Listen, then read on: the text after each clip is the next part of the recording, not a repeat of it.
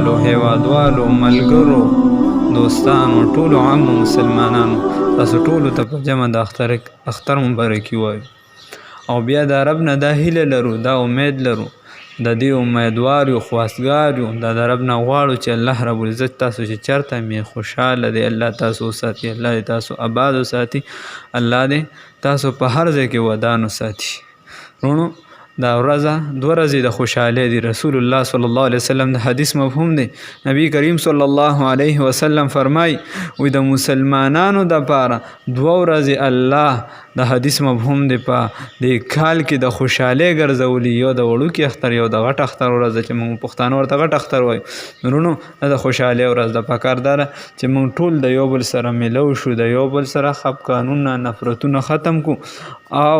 موږ سره په معاشره کې چې کم خپل هم خوشحالي ونمانځو خوشحالي وکړو د کور والا سره د بار چمګاونو سره دوستانو سره او په معاشره کې چې موږ سره کم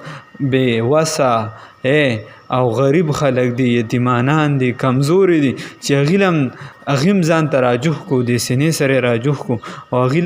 دا احساس ورکو چې تاسو زمونږ خلک یې زمونږ یې زمونږ وروڼه یې زمونږ وطنوال یې زمونږ مسلمانان یې چې هیڅ چېرته دا محسوس نه کړي چې بهی زه غریب یم دا سرمایه دار دی زه چې دی کمزور یم دا ښه دی وغیره چې چېرته دا د هغه په زړه کې رانشي ورنه